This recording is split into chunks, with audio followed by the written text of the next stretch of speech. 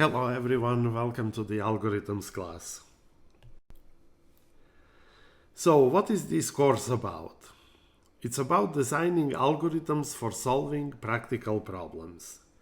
So the main emphasis of this class will be on developing your problem-solving skills. What is an algorithm? An algorithm is a collection of precisely defined steps that are executable using certain specified mechanical methods. By mechanical, we mean the methods that do not involve any creativity, intuition, or even intelligence, methods that can be executed by a machine. So algorithms are specified by detailed, easily repeatable recipes. In case you wonder where the word algorithm comes from, it came by corruption of the name of the Persian scientist Al-Khwarizmi, who lived at the end of the 8th and the beginning of the 9th century, who wrote an important book on algebra. In this course we will deal only with sequential deterministic algorithms, which means that such algorithms are given a sequence of steps, assuming that only one step can be executed at a time. And second property is that the action of each step gives the same result whenever this step is executed for the same input. Now, the first property is to distinguish the sequential algorithms from parallel algorithms, which allow parallel execution of several steps. And the second property is to distinguish sequential deterministic algorithms from randomized algorithms which allow steps that are non-deterministic, for example, that use a random number generator.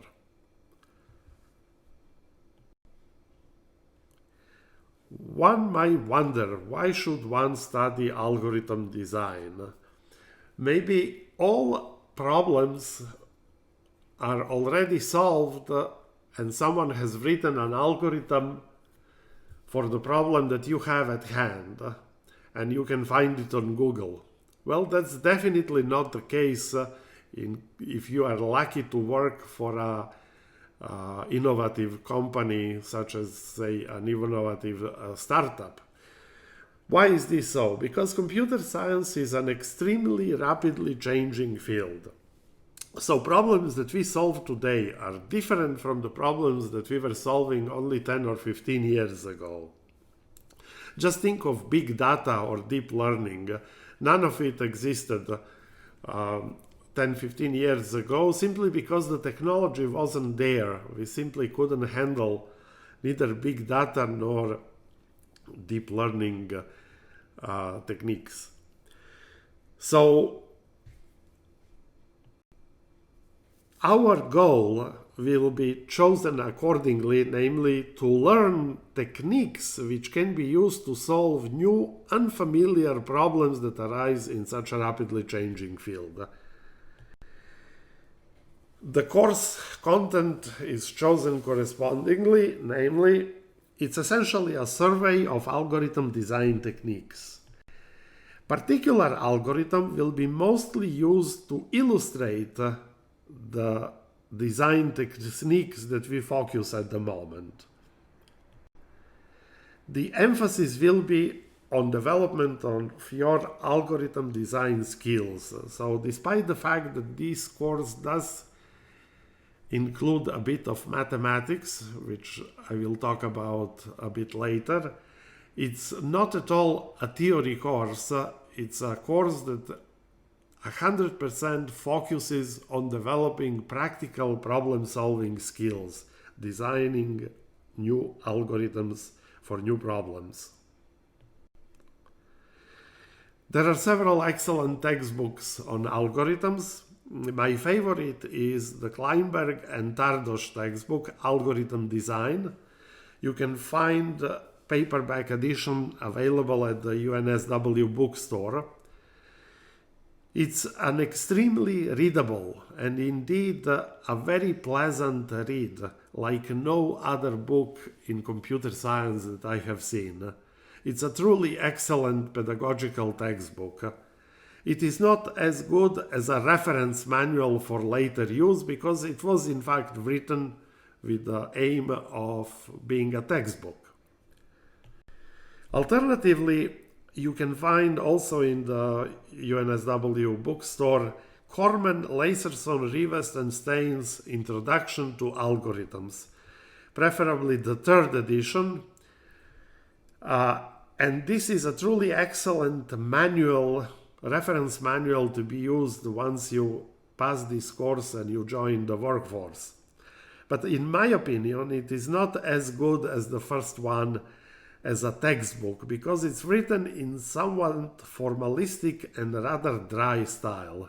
However, students of math often prefer Corman, Laserson, Rivest and Stein, and you cannot make a mistake regardless of which one you choose. So let's see some examples of algorithms. So you have two thieves who robbed a warehouse and have to split a pile of items without price tags on them.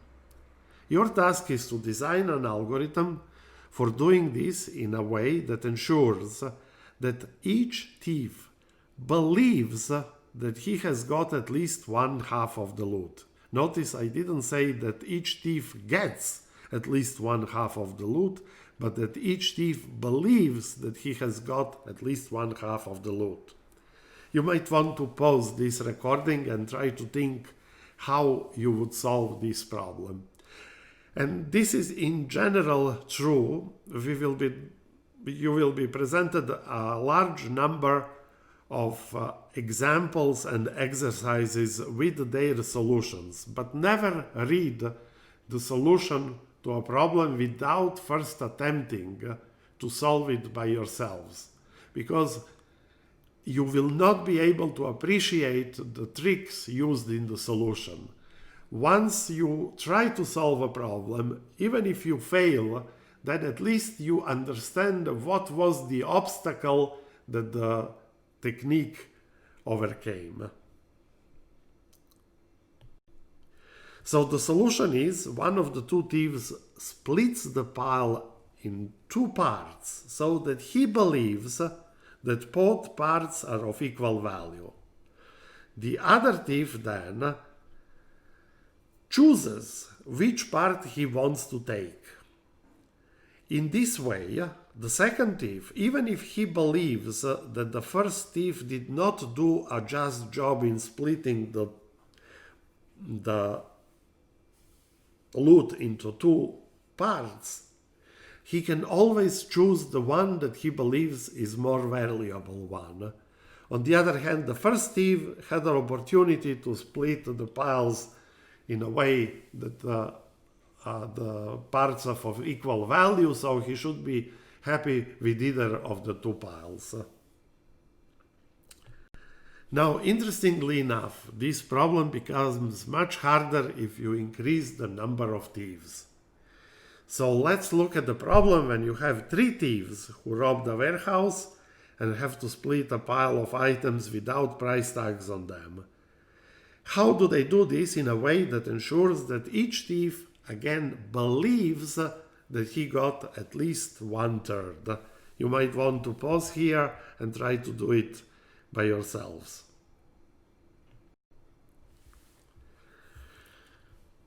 As I mentioned, the solution for three thieves is trickier than with just two thieves. So let us first try to do the very same trick as in the case of two thieves. Say the first thief splits the loot into three piles which he thinks are of equal value. Then the remaining two thieves choose which pile they want to take. Now, if the two thieves choose different piles, they can each take the pile they have chosen, and the first thief gets the remaining pile. And clearly, in this case, each thief thinks that he has gotten at least 1/3 of the loot. But the trouble starts if the two thieves want to pick the same pile.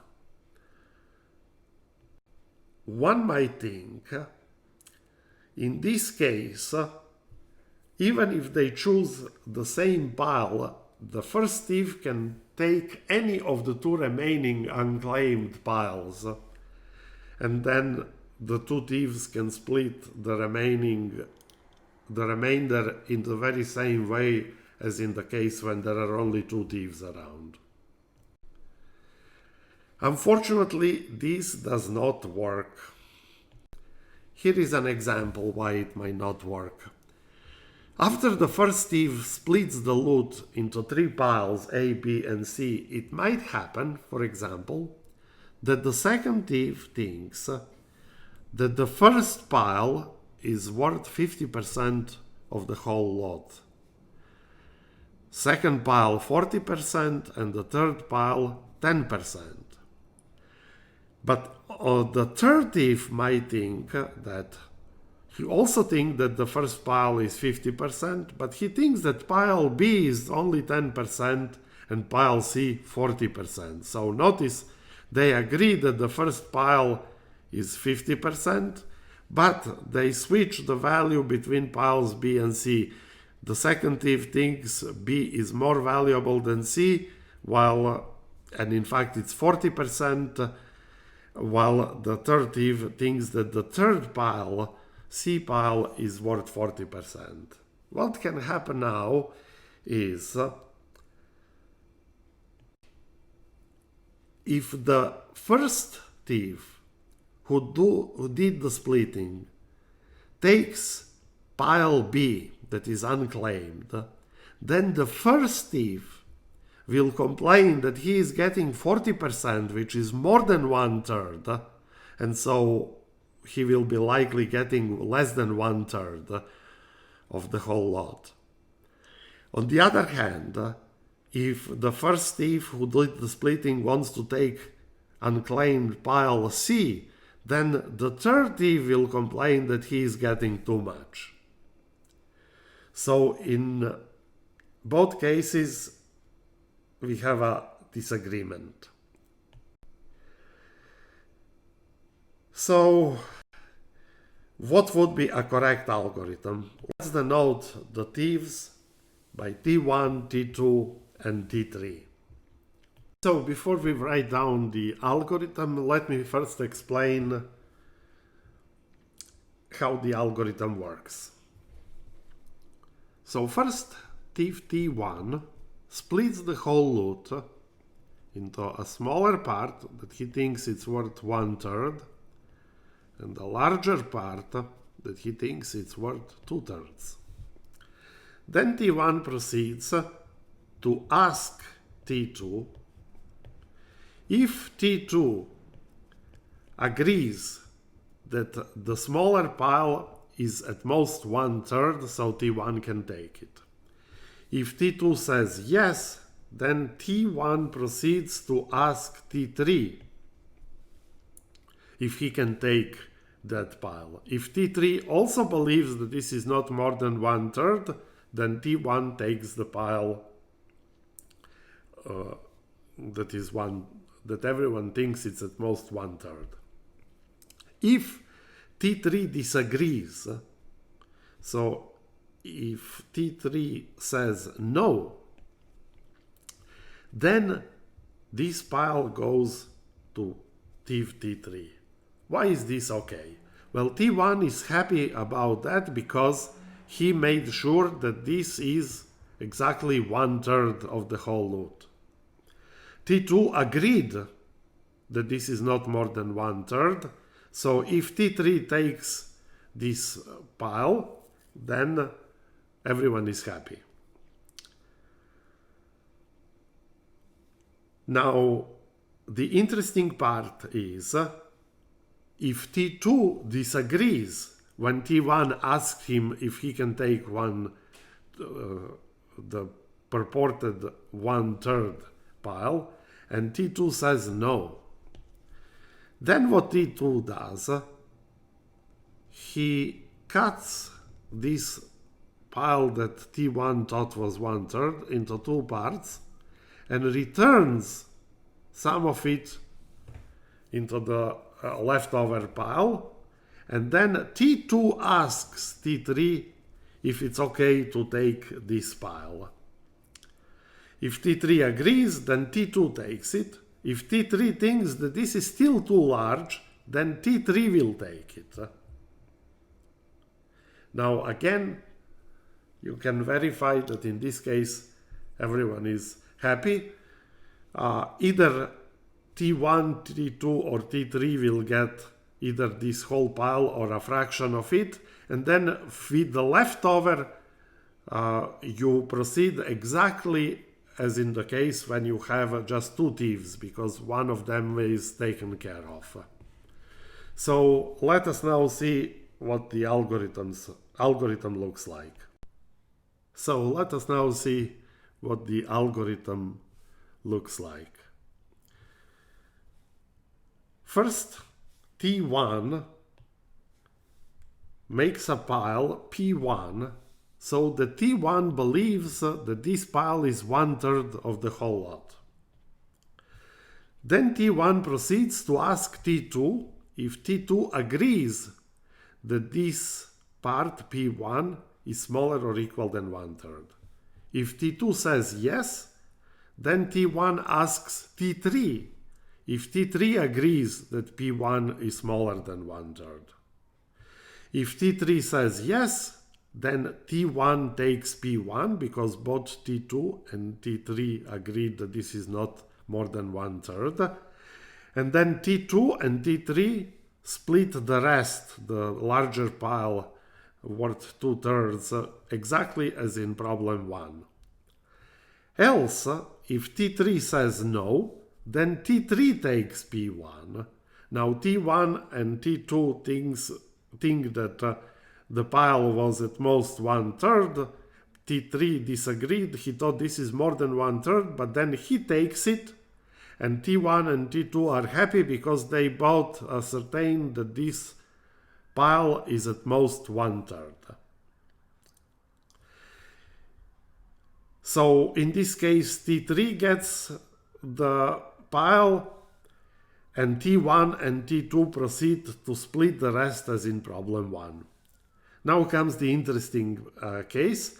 If T2, so remember, T1 proceeded to ask T2 if the original pile, a smaller pile, is at most 1/3. If T2 says no, then T2 reduces the size of P1 to something smaller, we denoted by P2, such that T2 now thinks that this smaller pile is worth 1/3.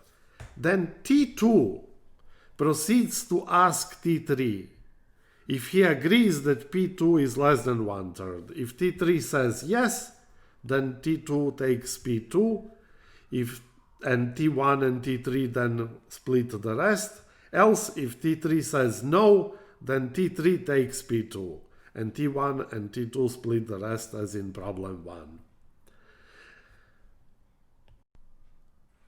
As a homework, try generalizing this to n thieves. It's harder than with 3 thieves, but all the components are already in the solution for T3 for 3 thieves. A hint is that you should realize that this is a nested recursion.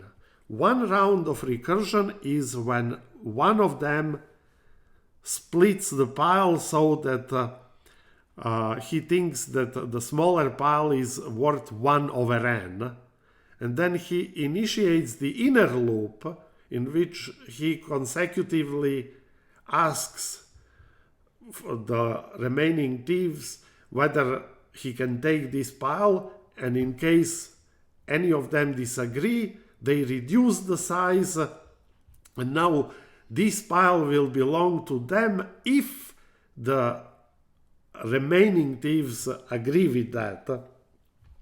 So a nested recursion consisting of 2 loops is happening here, and this should be enough of a hint for you to solve this problem for n thieves.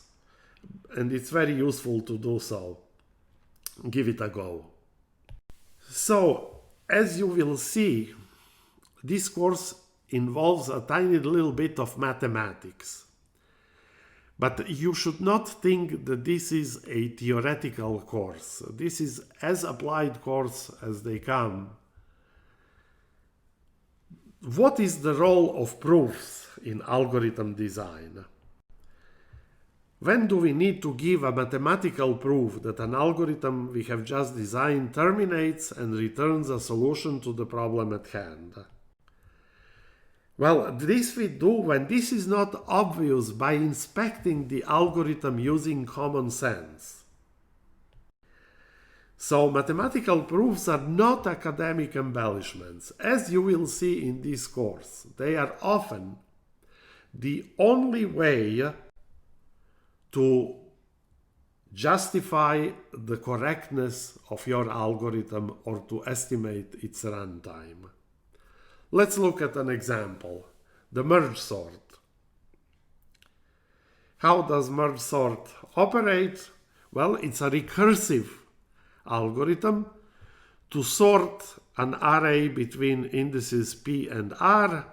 We split that array in two approximately halves. One is between p and q. The other is between q plus 1 and r, where q is the midpoint between p and r. Then we recursively sort left one, recursively sort the right one by calling the very same MergeSort function. And then once we got them sorted, we merged the two arrays into a single sorted array. Now, what is the depth of recursion in MergeSort? Well, clearly it's log 2 of n, because that's how many times you can split a number n into by dividing it by 2, right? You can halve a number log n many times.